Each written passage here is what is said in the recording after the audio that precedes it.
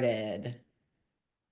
Welcome, everybody, to the April 22nd edition of Tuesday Notary Titans. I'm so glad you guys are all here today.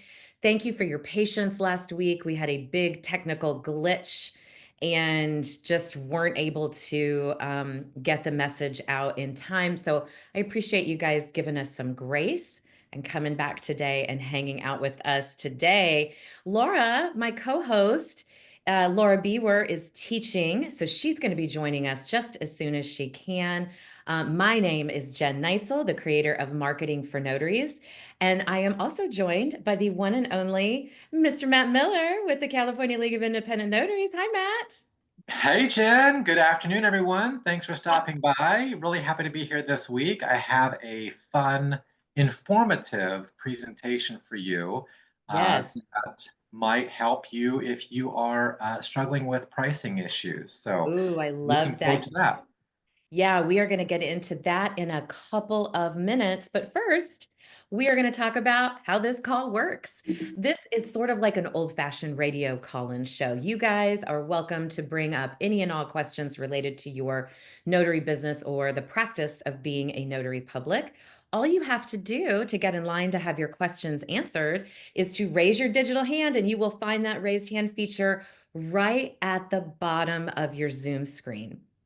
If you don't see a little hand outline to raise your hand, check under More or Reactions, and you might find the raise hand function there. We answer questions from raised hands on this call, not from the chat. Now, I want you to be paying attention to the chat box today because you will see some different events and things being posted for you that you can get yourself signed up for. One of which is a really fun and exciting presentation that my good buddies Bill Soroka, Laura Bewer, and I are putting on this weekend on Saturday, and it's all about the Certified Notary Trust Delivery Agent opportunity. So, if you are interested in becoming a CNTDA, this program is for you. And of course, because it's us, it's free. I'm pulling it up right now. So, you guys, I'm just making it a hot link. And I'll repost this a few times in here so you guys can check it out. All right.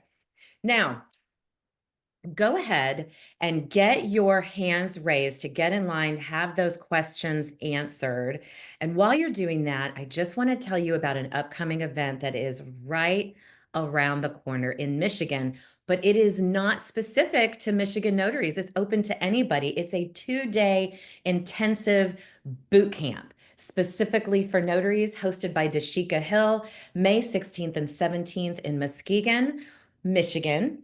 And the link, let me put, Matt, are you doing chats? Yeah. Link? Thank you, sir. Matt has just put that link in the chat for you if you have not already gotten registered to join the Michigan Notary Bootcamp. It's going to be very cool. Guys, I'm the keynote speaker. This is my second keynote. I'm so excited. As I'm working to build my speaking business, I hope you come out and you hang out with us in Michigan. Now, Matt mentioned this earlier.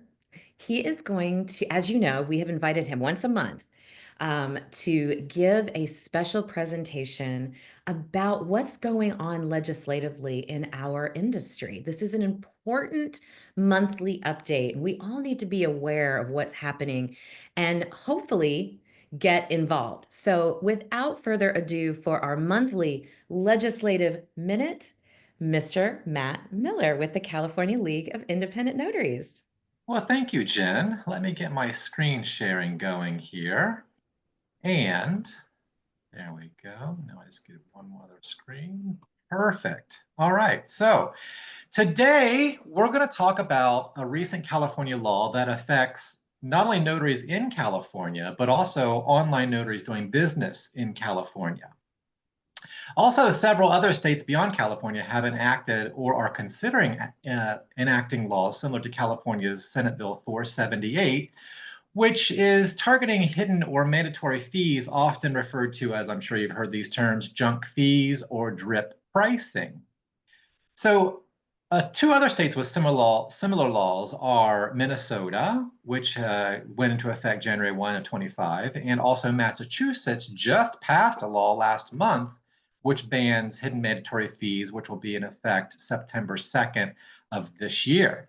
Also, there are multiple states with pending legislation banning junk fees, including Connecticut, Hawaii, Illinois, New York, Rhode Island, Maine, and the state of Virginia's legislature just passed their law, and it's currently awaiting the governor's signature.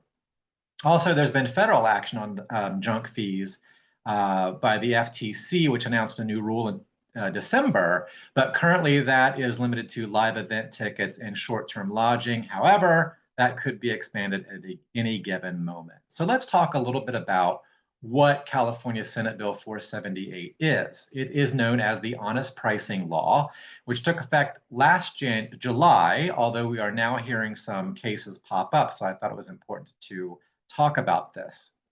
So this legislation mandates that businesses include all mandatory fees or charges in the advertised price of goods or services, excluding only government-imposed taxes and reasonable shipping costs. The primary goal is to eliminate drip pricing, where additional fees are disclosed only at the final stages of a transaction, which ensures customers know the full price up front. So notaries who are doing business in California must adhere to this new law when advertising their services. That means any advertised price for notarial services must encompass all mandatory fees. For instance, if a notary charges a credit card processing fee, these fees must be included in the advertised price. Optional fees, such as those for unexpected wait time, can be excluded from the advertised price, but should be clearly disclosed in your advertising and on your website. So let's look at an example. So if you are advertising your travel fee, for example, as $35, but then if the customer says, oh, I want to use a credit card or PayPal or Venmo, which all charge processing fees, you say, oh, well, there's going to be additional $1 cost for that. That would be non-compliant. Further, if you advertise $35 travel with a hidden fee fine print disclaimer, that also would be non-compliant. So what you have to advertise is $36 or just roll that $1 fee into your overall cost of doing business. Also, you could also put an optional note that additional services are available upon request, or list those services on your website and your advertising with their current pricing schedule. So if you're offering optional services with additional fees, such as wait time, weekend, or holiday surcharges, you need to clearly disclose those fees separately and ensure they are truly optional. But anytime you charge a fee every single time, that's what we call it, a mandatory fee, such as for processing fees, that fee must be included in your advertised price. And or any fee that is always included. Say, for example, you're an online notary and you charge a fee for indexing documents or tagging documents for signatures and stuff. If you always charge that, you need to disclose that in your fee up front. You can't say that after the customer has already decided to work with you.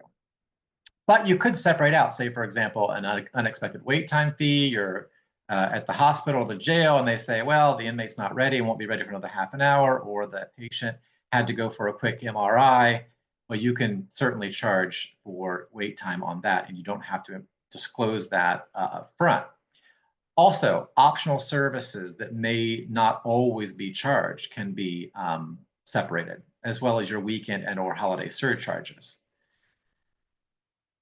But what you want to do is maintain consistency across all your platforms, your website, your business cards, your social media, your website directory listings.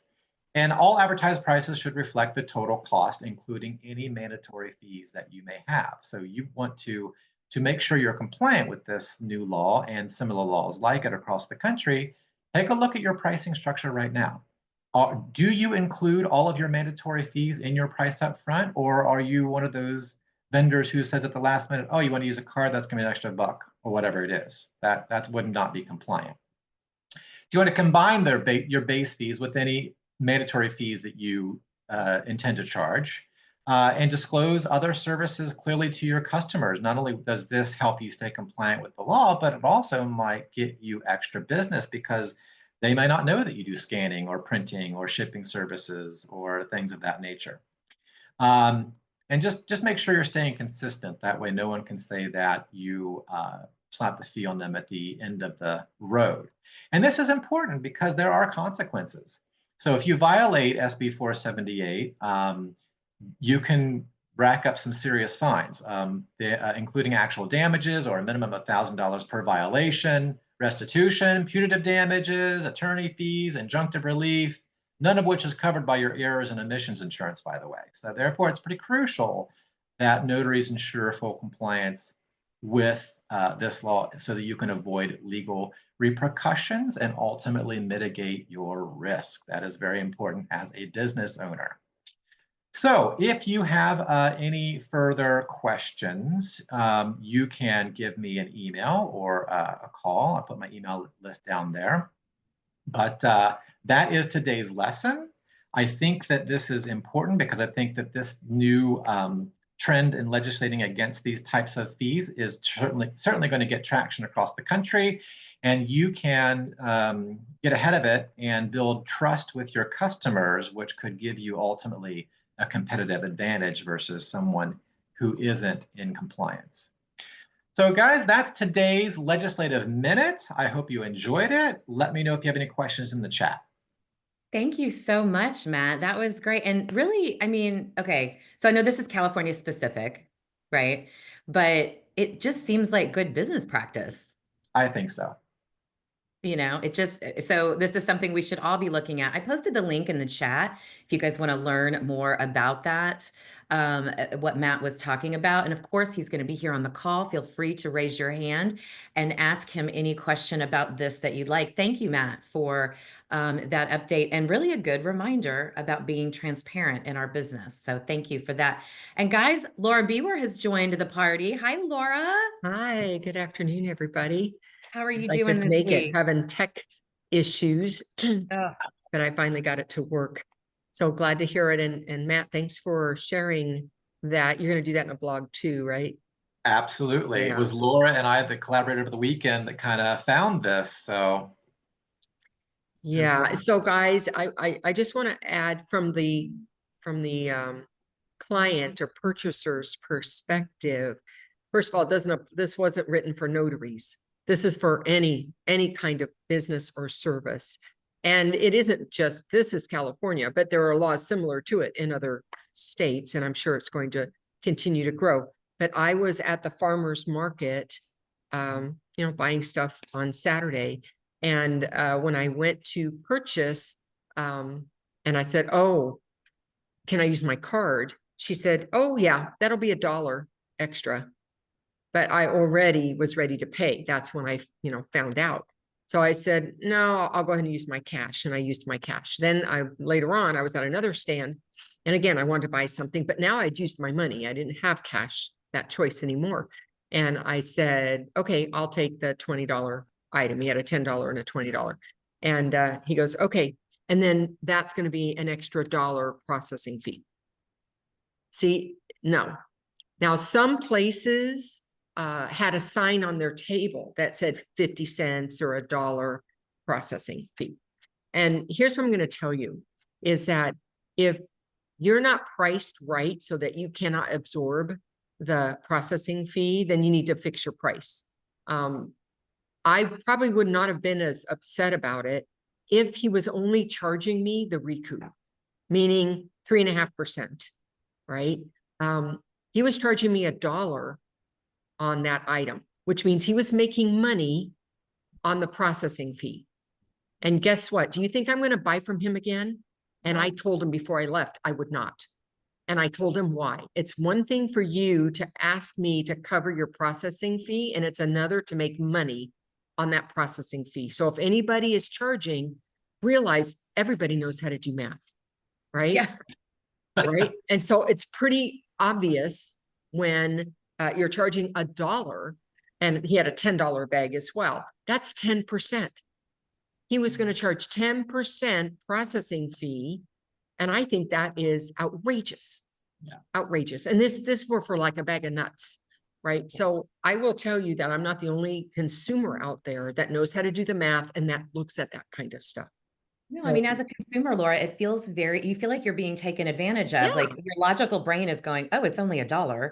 And then you're like, wait a minute, that's 10% weight. Like that's yeah, more than taxes. That's more, and it leaves a bad taste in your mouth. And it I get does. this question a lot, especially from my Florida notaries.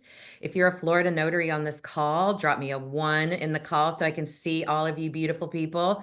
But this is a question I get from a lot of you guys because apparently it's like practice in Florida everywhere you go, Mhm. that people are going to charge you extra for the processing fees.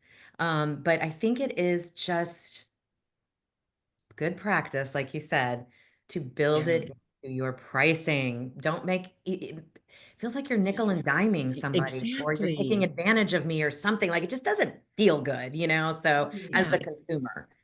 So I love that you brought that up, Laura. Thank you so Well, much. you're welcome. As soon as I got home, I called Matt and said, can they do that? Nope. So yeah, Heck so I'll no. be even more conscious about it. Personally, I've never done that. And you know what? Neither do the stores at the mall, neither, does the supermarket, neither does McDonald's. I mean, I just don't see it as another avenue of revenue. I just think it's a bad idea. Yeah, exactly. Great point. And Matt, thank you again for sharing that. And hopefully it makes you think about your pricing structure and being Yeah. transparent with that. So let's get to our questions. My friend Celicia in beautiful Jacksonville, Florida has a question for us. What's up, Celicia? What's up is right. So I know you may find it hard to believe, but I make mistakes at times. What? It happens. Anyway, so this lady came in, she was a notary, but she had already written notario publico on something to go to the Secretary of State. And I said, stop right there. So I told her how to fix it. Anyway, this is for an apostille for Cuba. Now, let me just tell everybody right now, at the top of my thing, it is $300 per document to go to the Cuban embassy, not even counting the Secretary of State, not even counting the US Secretary of State. So I find out now that it's $300. I had looked online because I'd never done a Cuba document, so I know how much it is for this and this. And when I looked online, it said $20 authentication. And it's like, okay, well, it's only $20. Oh no, that little tidbit that I saw, which is what I priced it at, was $525 for the 2 documents, because that's what it covers my guys and gals along the way and the FedEx. Anyway, come to find out, the United States can't read Spanish, and they required that the document be put into English, even though it's going to a Spanish-speaking country. So I had to get a nice rejection letter and turn around and run it through again. Now I'm waiting. I've actually, somehow or another, my translation company missed one of the documents, so I'm waiting for the other document. So at this point, I'm in between getting them back to resubmit. And now the client has called and is mad that I won't eat the $600 to finish the job. Ooh. How are you And going to so handle it? I said, I'll tell you what we're going to do. I'm going to give you back your documents. I'll be taking them apart because I already paid for the apostille. I'll be taking the apostille apart because I already paid for it. I'm not going to give you the translation because I don't need to. And here's your documents, and here's your $525, and that's the end of it. Unless you can tell me to eat the $600. Amber's about to throw up. I can see that. Thank you, Amber. Laura, how would you handle that? You're on mute. She's thinking. I'm thinking about that because I think about it in 2 ways. One is you didn't have the right information, so you misquoted. It was just an honest mistake. And so I do think that I would have asked for, what it's really going to cost. However, I think I might have reduced it some and eaten some of it since I didn't get the right information. So I think I would have said, look, I'm willing, this is what it's really going to cost, but I'm willing to reduce it, discount it this much. you know, since I didn't get the right price. And then if they said no, then I probably would have done what you did, which is, okay, let me give you everything back, find another notary to take care of it for you.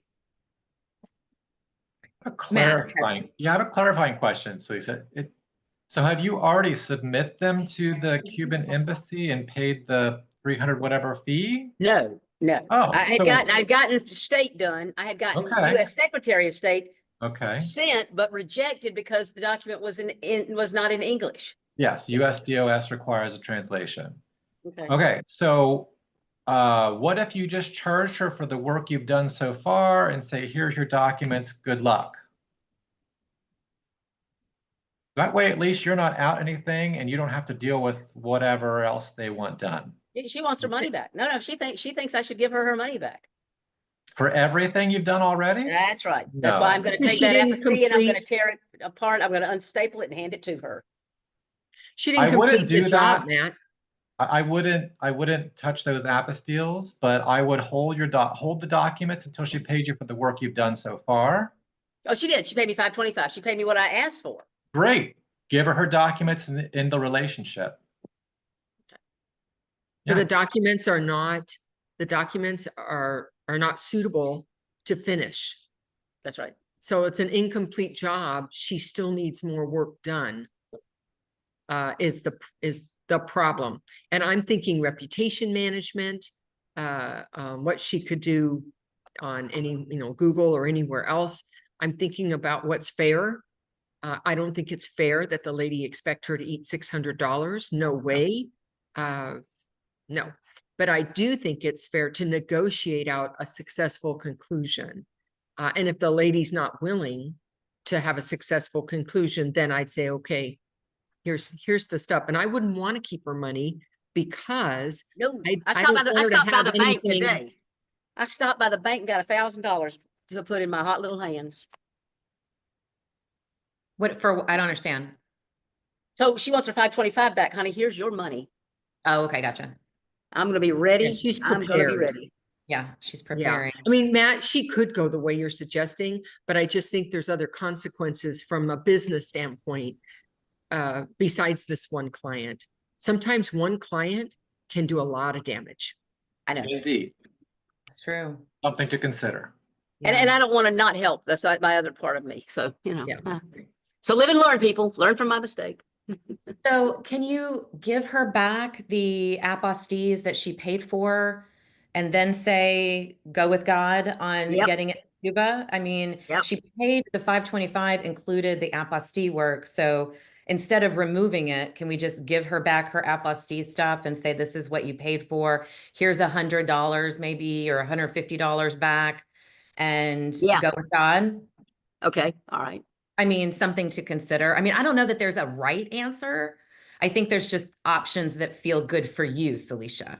Well, I need some wisdom of Solomon. Split the baby, you know, whatever. Yeah, I mean, like, okay, so here's your apostilles. Now you need to find some way to get them to the Cuban embassy. This is what it actually costs to get there. You did not pay me for that. Here's what you did pay me for. Let me refund you a little bit. And let's never speak of this moment again, right? Like, let's just move on with our lives and be done with each other. So that's maybe a third option for you to consider. But we have a tendency, I have a tendency, I know you have a tendency because I know you, Celicia, to want to be like, you know, screw you, take this and like be a little, what's the word I'm looking for? Help me out, Matt. Well, you know, I get that. Accommodating. Yes, you No, want to be accommodating for sure, but sometimes deep inside we're a little less we accommodating. want to kind of get back at them a little bit. Yeah, you want to call them out. I know. Yeah. But as a business owner, Laura's absolutely right. You have to think about your reputation.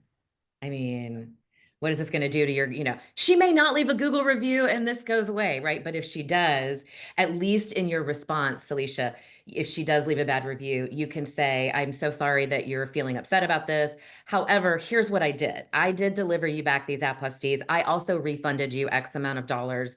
I saw no other path to, I'm sorry that that wasn't enough for you, but that's what I did. Like, you don't want to look defensive You don't want to be coming from a defensive position, because Okay. people that study any kind of psychology or read about it at all, they know that people coming from a defensive position usually primarily are in the wrong. So let her be in the defensive position. I'll And do that. yeah, you follow me? And I gotcha.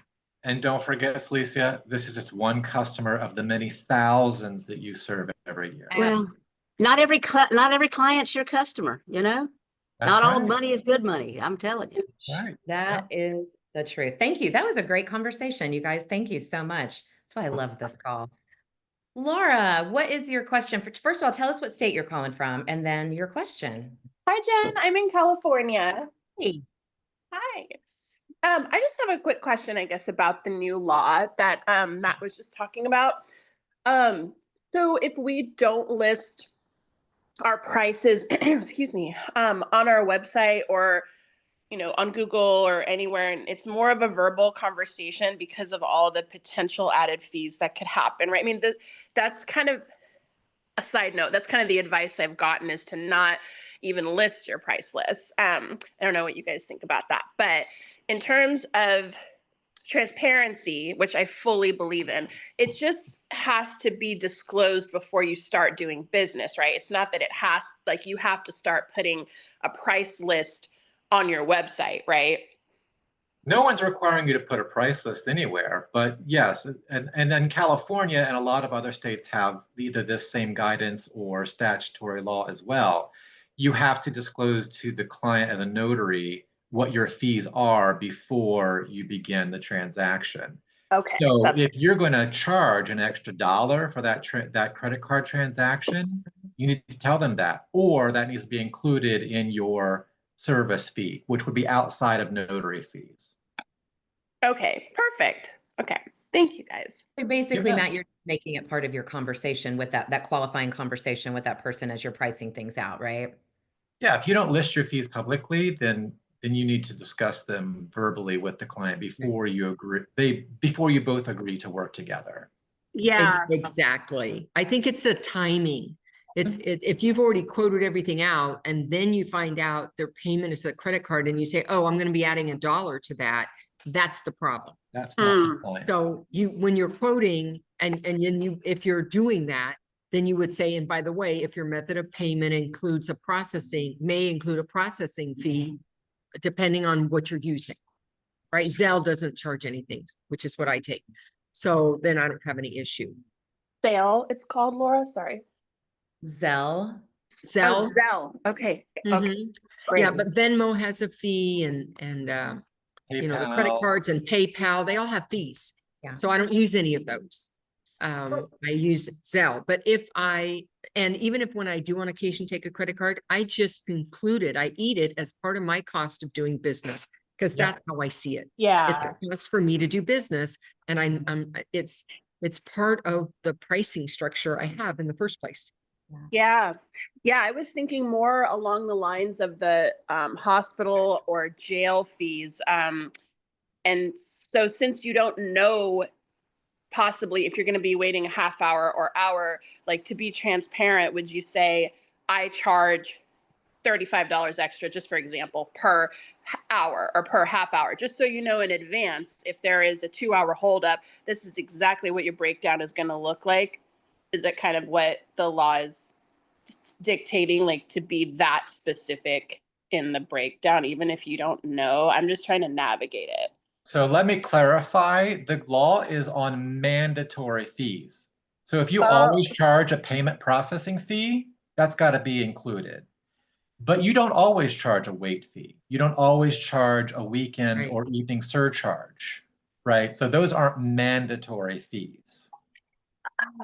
It's a little confusing, because then I feel like they are going to look at us and say, oh, so you get to charge whatever you want whenever you want, like, and it's in a way kind of, but how are they supposed to know that we're ethical people from the start? They don't, and they can't. So I'm just trying to find out.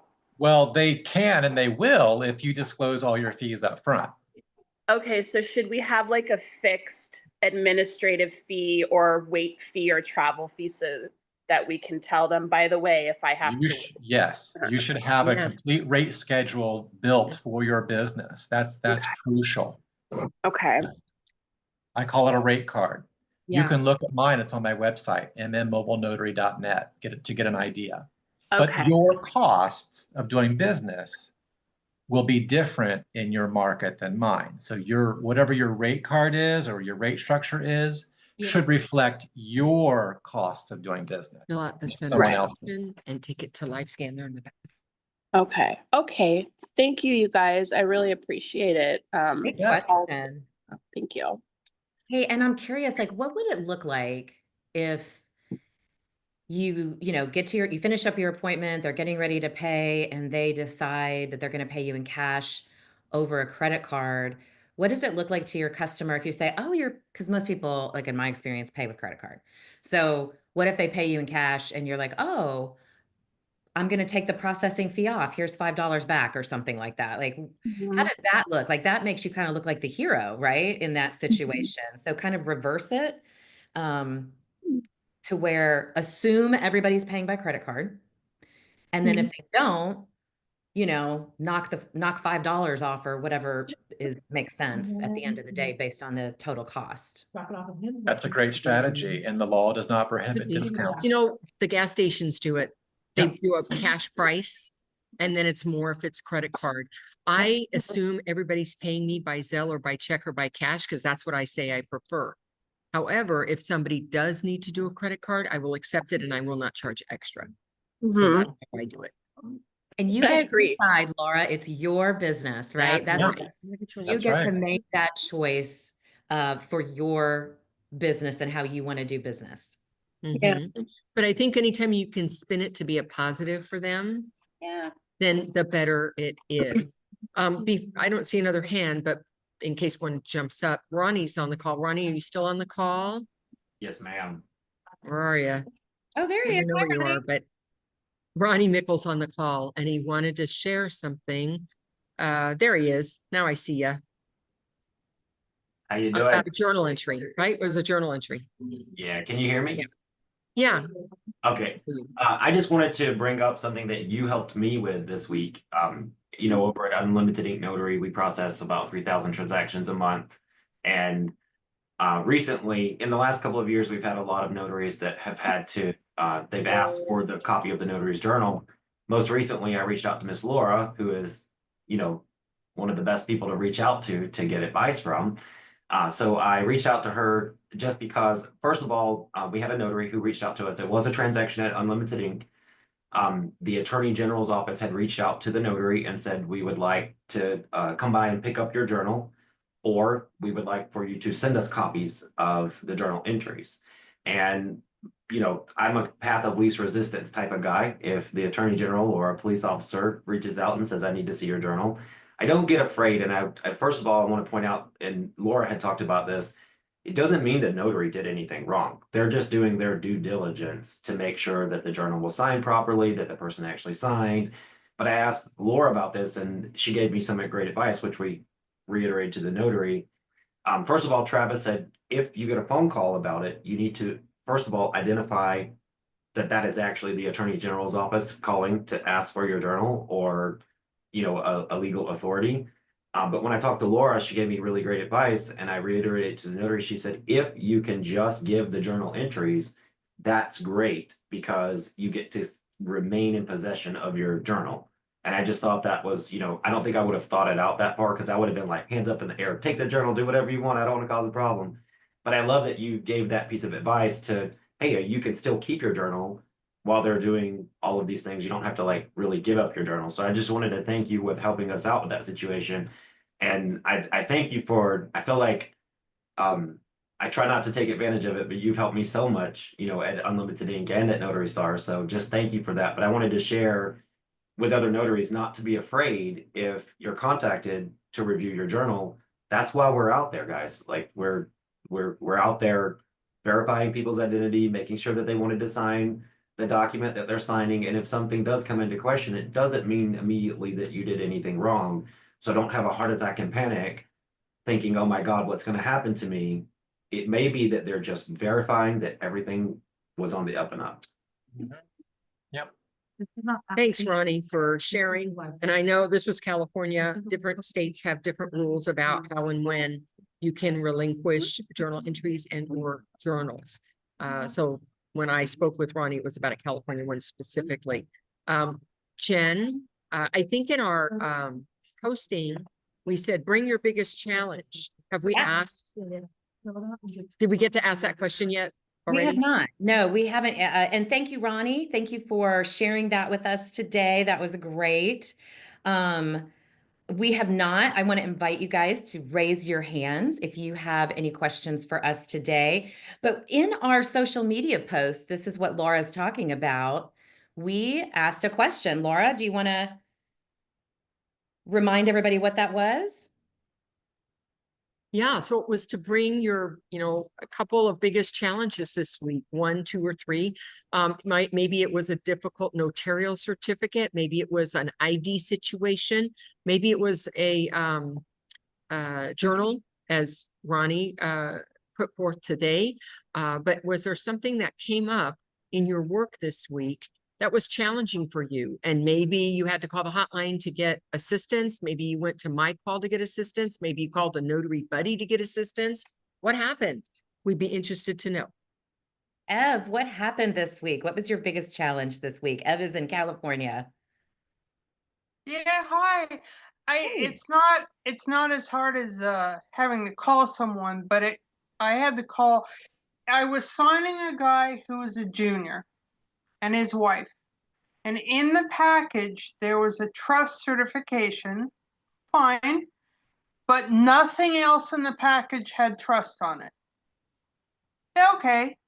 Well, it turned out his father has a trust, and that got included because he's a junior, and they read it, I think, they read it as that should go with him, but it really is his father. So it was a little squirrely. I had to call. I ended up not filling it in because it's not his, it's his father's. But it was one of the weirder things I've hit. Oops, Oh, sorry. no worries.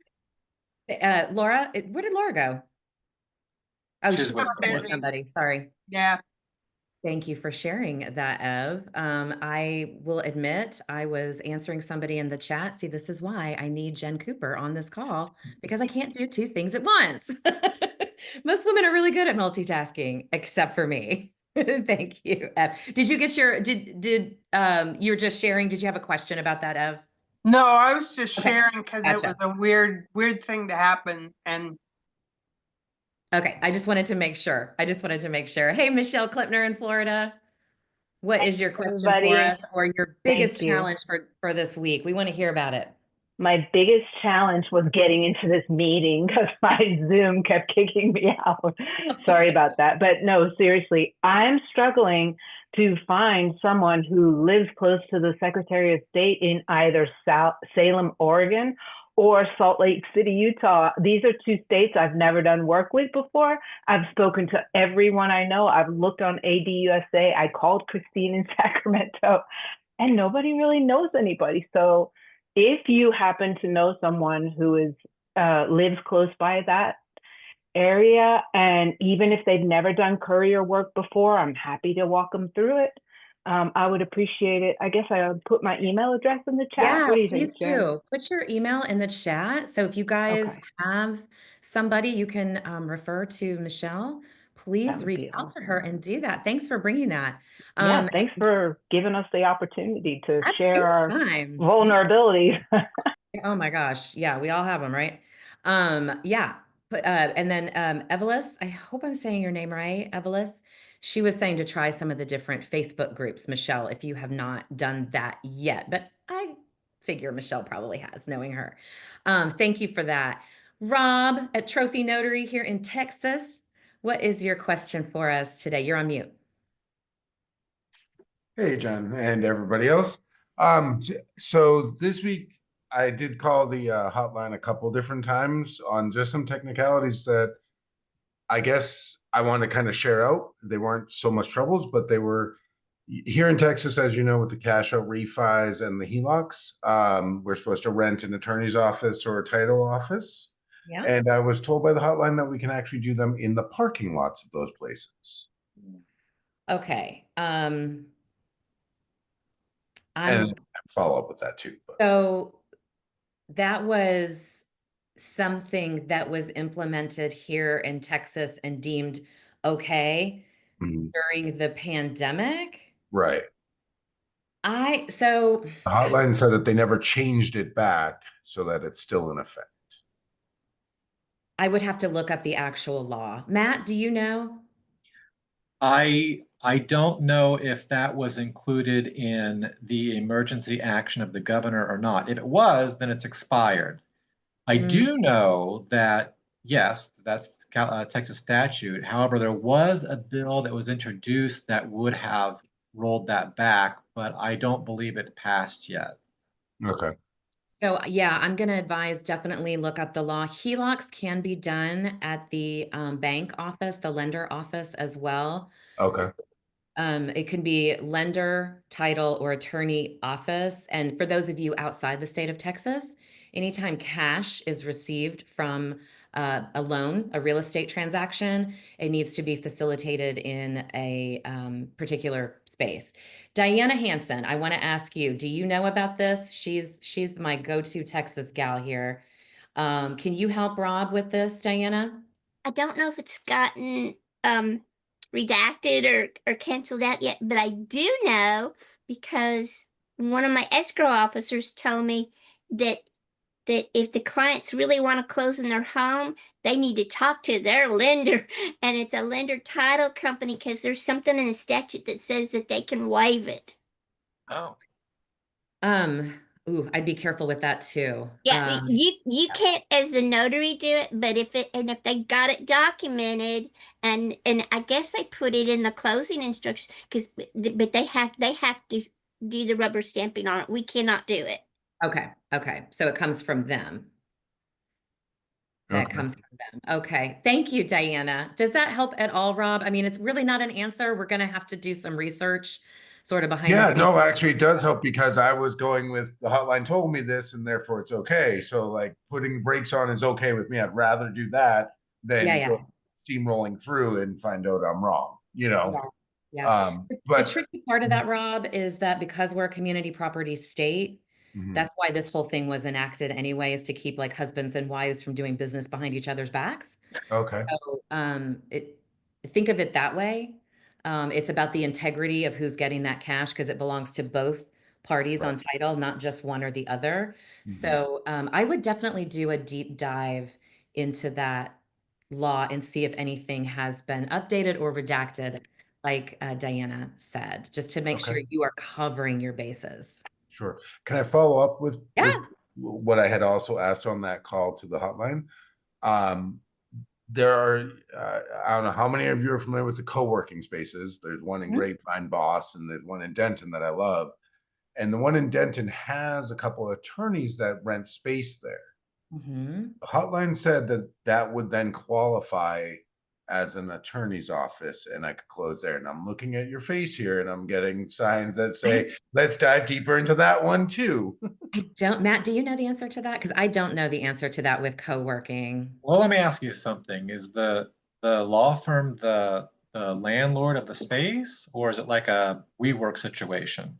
More like a WeWork. Yeah, they rent an office space within other offices and all that kind of thing. I mean, I think if I'm a savvy lawyer, I'm going to say that's not an attorney's office. That's a shared space. Yeah. If the attorneys own the building, if they have a space inside a space that you can use, right? That might work. That would cover that. Like if they're Like renting. if they have an attorney's dedicated office within the co-working space, then I could do that.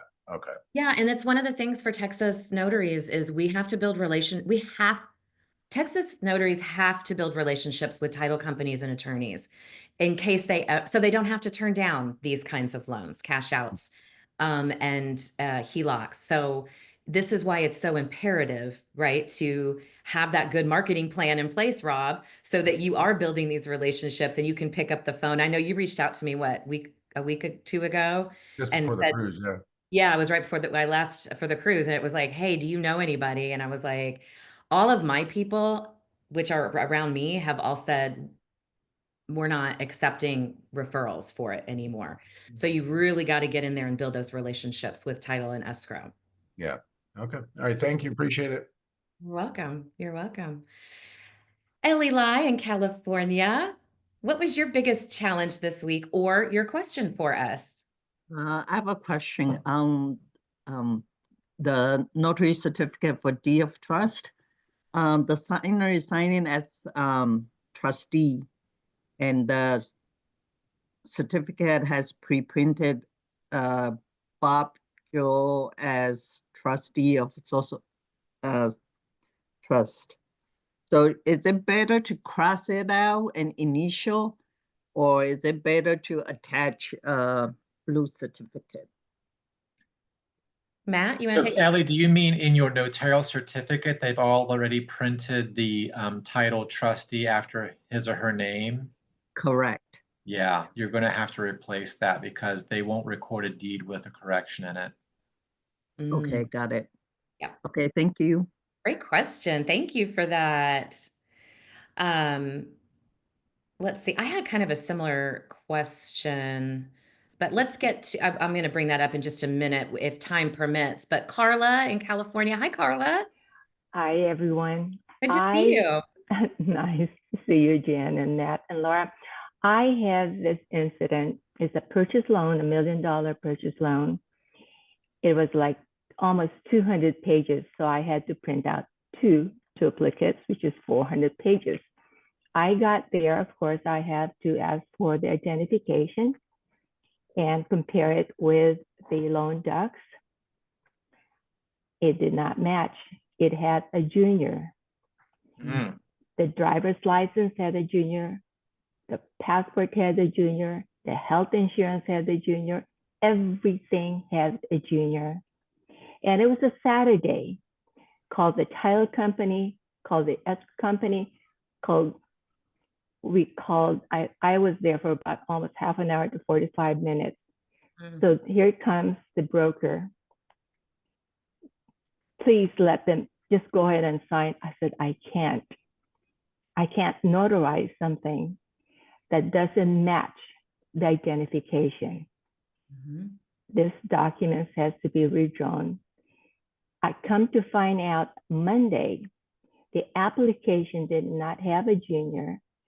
None of those had a junior in it. My question is, when you apply for the loan, don't they ask for a type of identification to make sure indeed that the person has the correct identification? Yeah. After printing out 400 pages, driving about 45 minutes one way. Listen, no, they don't. They should. They absolutely should. And I guarantee you, it's one of those things that's probably written in their rules somewhere. Like, here's what you need to ask for: bank statements, tax returns, identification, and they let it go. So if you want to, I mean, we could point fingers all day at this. Between the person who has been dealing with this his whole life, being a junior, my husband is a third. He knows, and well before I came into his life, from a mortgage person, he knows you have to tell people if you're a junior or a third or a fourth or something. He understands that, right? So, but not everybody does, right? Here's who it passed through before it got to you: the lender and the title company. Nobody caught it, even when the title company pulled up any kind of, previous report on these people for liens and stuff. They should have seen it. This is not your problem. This is not, you didn't do this. Are they going to resign? Well, that's what the title companies, don't worry, you're going to be the notary. Waited for about a week, waited for 2 weeks. They gave it to another notary. Do you think that they would have at least gave me a fee for my travel fee or for my 400 pages? Did you send them an invoice for your printing and traveling fee only? They're one of my good title companies. Okay. So you're deciding not to. Not to. Okay. You have that right as the business owner. It would be Not to. perfectly I think acceptable. it would be like a learning curve for them, or whatever they're going to do the next time. Yeah. Yeah. That is a Two challenge. things. Matt wants to add something to this as well. Yeah, two things. It's also a learning opportunity for you and all of us, because we probably should add that kind of line of questioning to our screening or confirmation call, right? What appears on your ID, or can you send me a picture of your ID? And, I Be agree. careful of that. In some states, I just have to interrupt, Right. Matt. Sorry. Some states you Okay. cannot so be careful of what your state laws are. Anyway, go ahead. And also, Carla, I'm terribly sorry this happened to you, but this is a great example of why notaries exist, right? We have to pick up these little details that make a big difference. So, way to go, Carla. And to everyone else, this is a real life example of why notaries are so important and the work that we do. Yeah. When I make an appointment, I normally would say that I would like to please present me with 2 pieces of identification, such as, and I name what the such as are. If they know what is the name on the documents, presumably that's what they have, their driver's license or whatever documents that they have, their social security card would show. Can't make assumptions. Yeah, I mean, you're right. You're right. And I think I just want to point out to those listening, no, you don't have to just eat those fees. Like if Carla wanted to make the decision to send an invoice for her printing and her travel, that would be perfectly acceptable thing to do. She's choosing not to because this is a good customer. And for that, I also applaud you. I think if it happens again, you need to have a conversation with them about it. Make sure that it Absolutely. is actually turning into a learning opportunity for everybody. But you absolutely did the right thing. Just want to point it out. Thank you so much. That was a great learning lesson for all of us. Great reminder. I just want to add, Jen, before you hit the next person, that they don't check. They don't get the photo ID. They're not getting that information. Even attorneys on occasion, I just had a trust, same issue with the junior. And so that's why, as a notary professional ourselves, we cannot rely on them. That's why when we're on the phone and we're confirming, we need to ask the right questions about what the name is that I see on the document versus the ID they're planning to present to me to support it. And I cannot rely on my attorney. I cannot rely on my title company. I just cannot rely on the public to get that there's an issue and they see it as a minor detail. And so that's where we have to assert ourselves before we start investing our time, our paper, our travel, because we can't rely that it's been done for us. So everybody else know that, yes, what happened to Carla is going to happen if you do not verify directly with that signer. Laura, I can tell you in my experience as someone who ran a closing department at a mortgage company for over a year, the number one reason mortgage companies have to redraw documents is junior, senior, or a misspelling in a name. Like Michelle Klempner is a perfect example. She has one L in Michelle. There's a few of you that have just one L in Michelle. Like that's a really easy thing to get caught. It's just one of those things, that happens. Right. But that was the number one reason we redrew docs were names. And you think they changed their process since that's their number one issue, but we don't run their process. We run ours. So we have to take control where we can. Yep. And thank you, Carla, for sharing that. Yeah, that was a good one. Miss Faith in Texas, what do you have for us today? Hi, good afternoon, everyone. My question is, can we go back to Rob's original question? I got caught up in the answers. What was his original question with the NNA? Rob, would you like to share that again for Faith? Sure. It was that I had been calling in the hotline and asking about renting attorney's office space, title office space, and I was told that we could actually do them in the parking lots of those offices, and it seems most likely that we cannot at this point. Okay, and it was about what, cash outs on Cash certain out. transactions? Cash outs and HELOCs. Yep. Cash outs and HELOCs. Okay, good. And you're from Texas, right, Rob? Yes, Okay, cool. Okay, Yep. thank you. He's up here by me. I am. Oh, okay. Faith is down in Houston. Yeah. Oh, okay. Nice to meet you, Faith. Nice to meet you too. Thank you. Thanks so much, Faith, for asking for that clarification. And Melissa out in California, what's your question for us? Hi, everyone. Hey. I was under the impression that we could have more on the ID and less on the docs if that's the way they wanted them to be written. Is that Yeah. not true? No, there's no change there. So what about, They but don't except have- with Junior? They don't have to use all of their name. However, when it comes to junior or senior, that suffix, that can make a difference in who it is.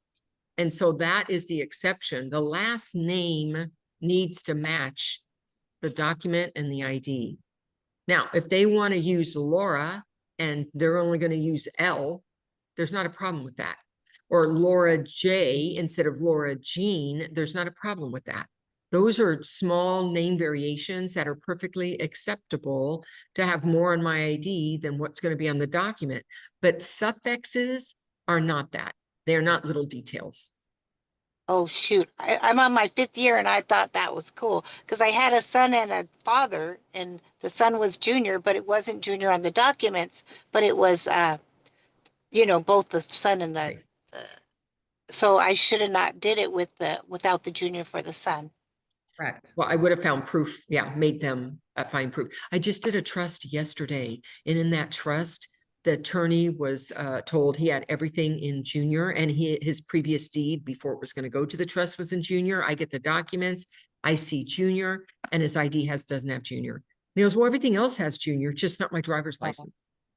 Like, well, his driver's license had Junior, the paperwork didn't have Junior. Well, it could also be, then it's easy enough to fix it. He could just add print Junior to the end of it. If he's got ID with it, you don't have to redraw the whole document. You could call title and say, hey, he's got Junior, that's on his ID. We need it on the document. Can he just print Junior and sign with it? Okay, from now on, I'm going to know that. I thought it was okay. Thank you. Appreciate it.